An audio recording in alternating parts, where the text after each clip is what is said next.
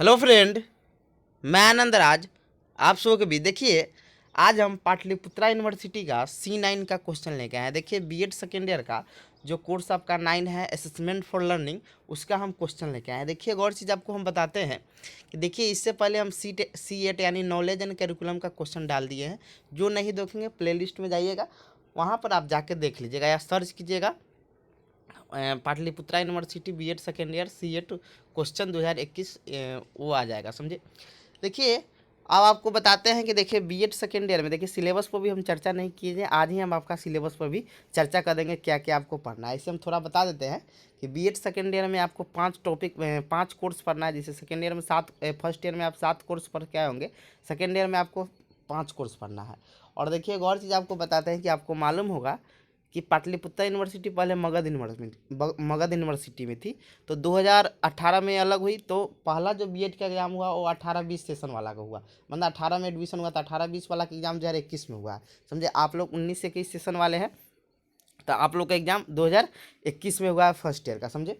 तो आइए अब हम क्वेश्चन पर डिस्कस करते हैं। देखिए, लिखा हुआ है Pataliputra university BEd second year examination 2021, समझे। असेसमेंट फॉर लर्निंग यानी अधिगम का आकलन, कोर्स का नाम हो गया BCC9।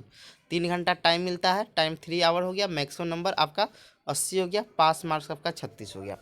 देखिए, लिखा हुआ है, देखिए आपको मालूम होगा कि पाटलिपुत्रा यूनिवर्सिटी में जो 80 नंबर का पेपर होता है या 40 नंबर का, उसमें तीन खंड में आपको 3 सेक्शन में आपका प्रश्न पूछा जाता है। एक होता है अति लघु उत्तरीय, मतलब 2 नंबर का, फिर आपका 5 नंबर का होता है, फिर 10 नंबर का। 3 टाइप से क्वेश्चन पूछा जाता है। लिखा हुआ है सेक्शन ए में लिखा है कि एनी आंसर यानी 5 क्वेश्चन, यानी 5 क्वेश्चन, किन्हीं 5 प्रश्नों के उत्तर दीजिए।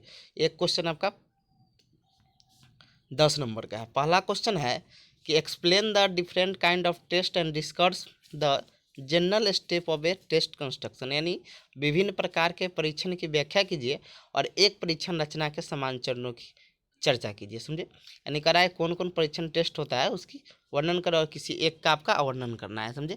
पहला क्वेश्चन ए है। दूसरा क्वेश्चन में आते हैं। दूसरा क्वेश्चन लिखा हुआ है कि सामान्य वितरण से आप क्या समझते हैं। सामान्य संभावना वक्र की मुख्य विशेषताओं का वर्णन करें, यानी what do you mean by normal distribution. Describe chief characteristic of NPC. NPC यानी समान संभावना वर्ग होता है, एनपीसी का फुल फॉर्म, समझे। तीसरा क्वेश्चन आपका है कि आकलन एवं मूल्यांकन को परिभाषित कीजिए, इन दोनों की आवश्यकता एवं महत्व लिखिए, यानी define assessment and evaluation, right it's needs and importance, समझे। चौथा क्वेश्चन इसमें आपका है कि एक अच्छे मापन उपकरण की प्रमुख विशेषताओं की विस्तृत विवेचना करें, यानी discuss in detail the basic characteristic of a good measuring tools, समझे।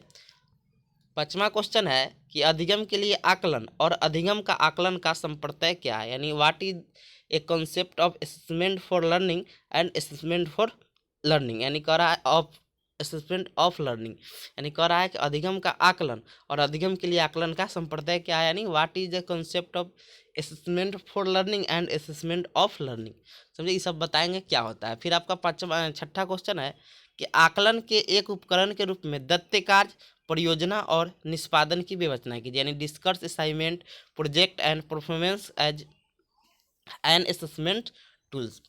सातवां क्वेश्चन है कि निम्नलिखित आवृत्ति वितरण में मध्यमान यानी माध्य निकालना है कि गणना करें, यानी आपका क्लास इंटरवल दिया हुआ है, फ्रीक्वेंसी दिया हुआ है और निकालना है, समझे। फिर आपका आठवां क्वेश्चन है कि परीक्षा की गुणवत्ता सुधारने में आईसीटी की क्या भूमिका है। आईसीटी जो आपका कंप्यूटर से आप आईसीटी के बारे में पढ़ के आए होंगे आप ईपीसी 3 में, समझे। तो 8 क्वेश्चन में से कितना क्वेश्चन का आपको जवाब देना है, 5 क्वेश्चन का इसमें से जवाब देना है। आप कोई भी 5 क्वेश्चन दे सकते हैं। फिर आपका क्वेश्चन सेक्शन बी में अब आता है आपका 5 नंबर का क्वेश्चन, समझे। कह रहा है कि किन्हीं 4 प्रश्नों के उत्तर दीजिए। पहला क्वेश्चन आपका है कि चिंतन कौशल, थिंकिंग स्किल। दूसरा है आपका एक अच्छे परीक्षण की विशेषता, यानी characteristic of a good test. C number है अधिगमकर्ता प्रोफाइल, लर्नर प्रोफाइल।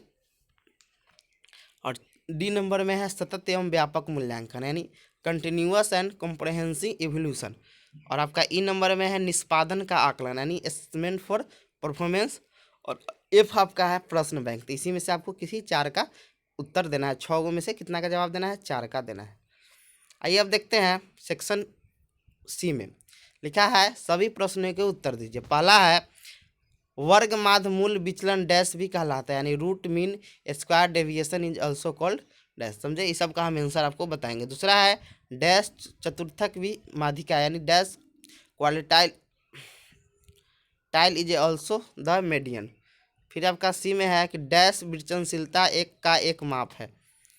फिर है CBSC का पूरा रूप क्या है, यानी फुल फॉर्म क्या है। फिर है प्रसितांक यानी percentile is equal to median, मतलब डैश माध्यिका के बराबर होता है। फिर आपका है सहसंबंध का मान हमेशा डैश के बीच होता है। फिर है NRT का पूरा नाम क्या है। फिर आपका संज्ञानात्मक अधिगम का वर्गीकरण किसने किया था। फिर आपका निरीक्षण मूल्यांकन की एक डैश तकनीक है। फिर आपका है निम्नलिखित आंकड़ों का बहुलांक निकाले, यानी 5 3 6 4 3 2 7 3 1 8 में बताना है बहुलांक क्या है। तो ये आपका इतना क्वेश्चन हो गया, समझे। इसके बाद आपका C10 का भी डाल देंगे, क्रिएटिव एंड इंक्लूसिव स्कूल। फिर उसका ऑप्शनल पेपर का, फिर आपका मेथड का डाल देंगे। फिर आपका तैयारी स्टार्ट करवा देंगे, समझे, कि जिससे आपको कोई दिक्कत ना हो। Thank you.